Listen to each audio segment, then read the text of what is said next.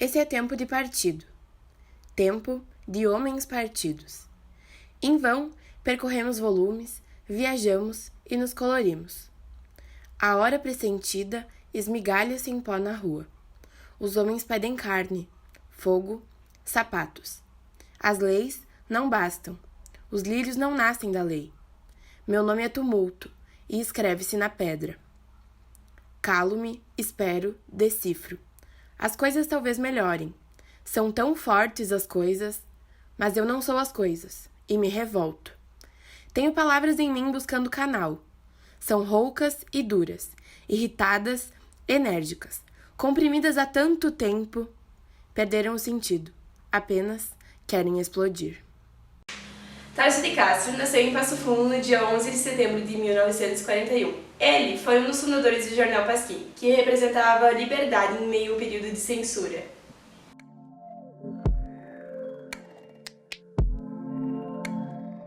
O Pasquim passou por 3 fases de censura durante o período. Uma censura circunstancial, que coexiste com o início do jornal, uma censura prévia, feita por militares cariocas que censuravam material jornalístico próximo aos redatores, e uma censura centralizada em Brasília, que visou prejudicar o processo de produção do jornal. O único jornal da imprensa alternativa que conseguiu, durante a ditadura militar, passar pelos diferentes momentos e formas de censura foi o Pasquim. Fundamentado em um discurso subjetivo e humorístico, o semanário ocupou um espaço da fala constante com o período e com o seu ambiente cultural, tornando-se o porta-voz de uma geração que o definiu, o alimentou e o fortalece. O Pasquim conviveu com 3 governos militares no período de censura, que alternaram as formas de produção no campo cultural e demonstraram as formas de criação e sobrevivência de uma identidade construída em torno e em nome do semanário carioca.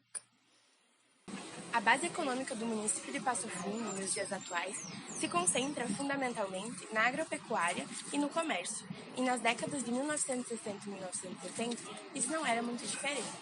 Devido à influência da agricultura e da pecuária, a região norte do estado teve sua estrutura fundiária historicamente caracterizada por pequenas e médias propriedades rurais.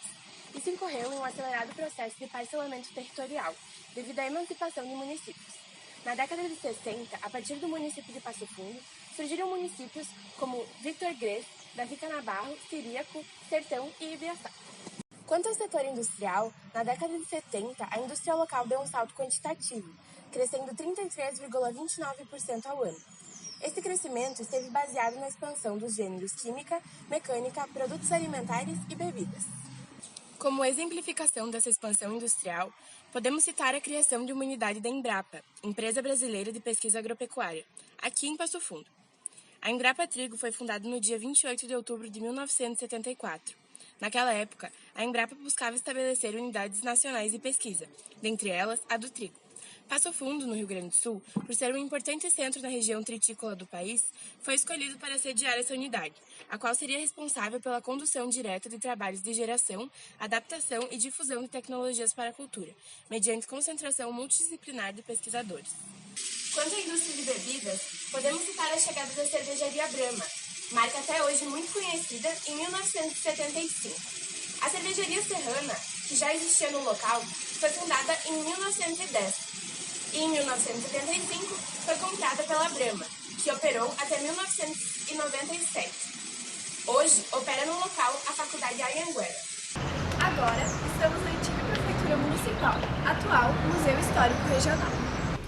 Polo em Saúde e Educação e com o comércio consolidado, Passo Fundo é destaque no Rio Grande do Sul.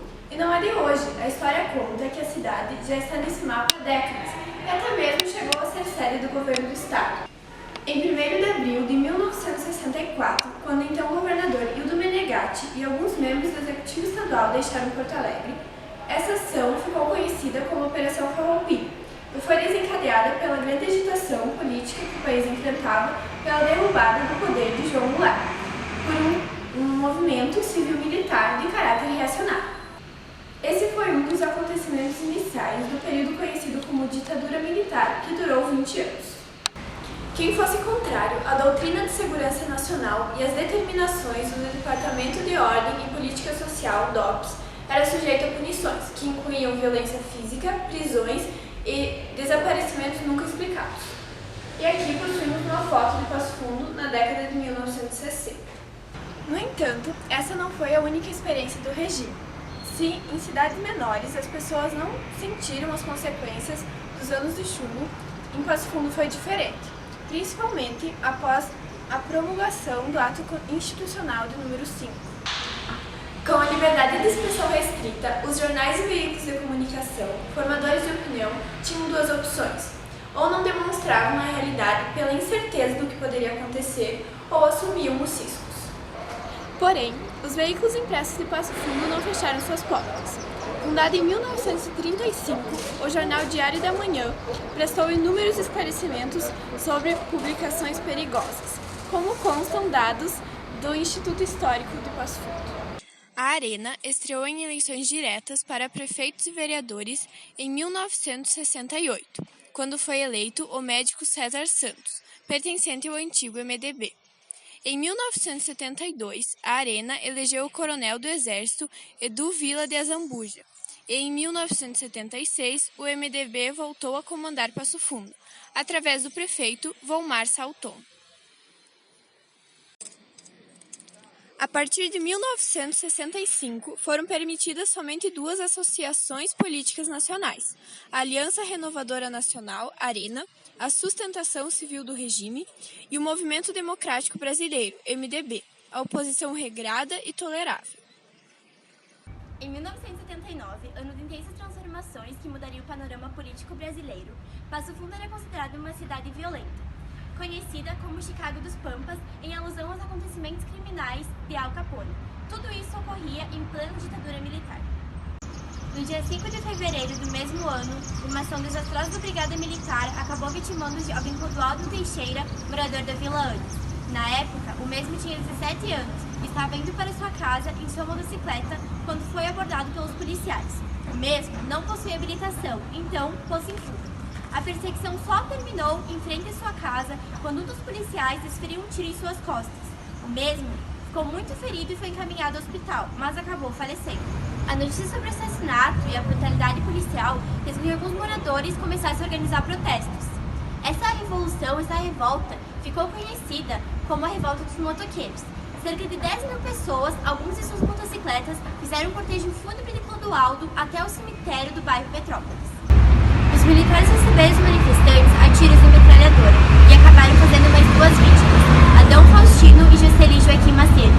Em meio ao enterro de Adão, sua tia bradou: "Mais um morto pelos brigadianos, ao invés de nos defenderem, estão nos matando." A instabilidade observada em Passo Fundo só começou a diminuir após a intervenção do Exército Federal por meio do 3º Regimento de Cavalaria, comandado pelo Major Isauro Correia. O mesmo ordenou em megafones que os manifestantes fizessem a dispersão. Os primeiros passos para a penalização do crime foram dados junto à Justiça. O cabo que efetuou o disparo foi enquadrado como autor do crime. O mesmo foi indiciado por homicídio qualificado e os soldados que estavam juntos foram apresentados como coautores do crime. Em meio a uma ditadura desgastada, a população começava a despertar sua indignação frente aos acontecimentos. 1979, como um todo, não foi fácil para os habitantes. Após a morte de Clodoaldo, a cidade levantou-se literalmente. Viver em Passo Fundo em 79 era viver intensamente no Brasil. Durante a ditadura militar, além dos Serviços Nacionais de Informações e Serviço Secreto das Forças Armadas, outros órgãos também fizeram parte desse sistema repreensivo. Em 1969, em São Paulo, a Operação Bandeirantes surgiu para concentrar as ações repreensivas do Comando do Exército, aonde foi extinta em 1970, para dar lugar ao DOI-CODE, onde aconteceu casos de desaparecimento e execuções forçadas contra o regime. Os documentos do DOI-CODE até hoje não foram localizados. Abaixo, esse é um dos raros documentos do DOI-CODE do 2º Exército de São Paulo, presente no acervo do Serviço Nacional de Informações, que registra a estatística de entrada de presos no mês de dezembro de 1974, chamando a atenção à coluna Mortes de Novembro de 1974. O ensino superior era uma realidade distinta, porém muito sonhadora. Em Passo Fundo, ocorreu um pouco mais tarde. No século XX, a comunidade passava por um processo de imigração, onde as comunidades rurais passavam pelas cidades. A comunidade começou a se mobilizar, a buscar alternativas e possibilidades para que os jovens continuassem com seus estudos, assim contribuindo para o desenvolvimento das cidades. Na década de 1950, foi dado os primeiros passos para uma da mais importante instituição, a Universidade de Passo Fundo. O decreto de reconhecimento da UPF foi assinado pelo presidente Arthur Costa da Silva e pelo ministro da Educação, Tarso Dutra, no dia 2 de abril de 1968. O ato aconteceu em Porto Alegre, aonde Dom Cláudio Collin falou em nome da comunidade regional e destacou a seguinte frase: talvez nenhum outro ato tenha repercussão maior e tão histórica do que este da assinatura do decreto de criação da Universidade de Passo Fundo, assim fazendo referência aos outros atos realizados na oportunidade.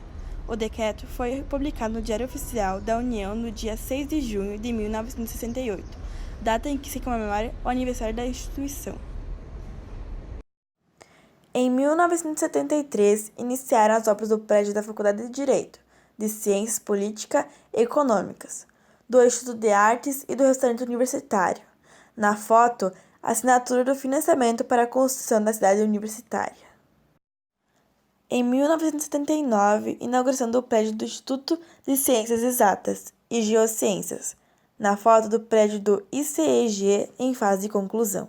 Se no momento da criação do UPF contava com 2.122 alunos inscritos em 6 cursos, vejamos que um sonho se tornou realidade, com 22.000 alunos inscritos em 60 cursos, assim tornando 63.000 profissionais. A Operação Farroupilha foi uma fuga do então governador Ildo Meneghetti para o interior do estado. Foi um plano pré-estabelecido. A Operação Farroupilha é o codinome utilizado para a transferência temporária da sede do governo do Rio Grande do Sul, da capital, Porto Alegre, do Palácio do Piratini, para um quartel da Brigada Militar de Passo Fundo. Essa transferência ocorreu entre os dias 1º e 3º de abril de 1964. Em 1960, o Brasil passa por uma grave crise política e institucional. E em 1961, João Goulart assume o governo com poderes restritos, devido ao parlamentarismo inserido no Brasil. Porém, em 1963, é reformado o presidencialismo aqui no Brasil. Diante de uma péssima repercussão de um discurso feito por Jango na noite de 30 de março de 1964, o Exército, juntamente com o general Mourão, se reuniram e provocaram então um golpe de Estado no dia 1º de abril de 1964. Temendo uma possível invasão no Palácio do Piratini, sede do governo estadual, Meneghetti escolhe vir para o Planalto Médio para fazer a nova sede do governo. No dia 1º de abril de 1964, Meneghetti, juntamente com o major Victor Hugo Martins, chegam a Passo Fundo e montam, no 2º Batalhão da Brigada Militar, a nova sede do Rio Grande do Sul. Em 2 de abril, as tropas da Brigada Militar de outras regiões rumaram para Passo Fundo, a fim de proteger a capital da Liberdade. Porém, não foi necessário, porque João Goulart já estava em exílio em Montevidéu. Dessa forma, a sede do governo voltou a ser em Porto Alegre, no Palácio do Piratini.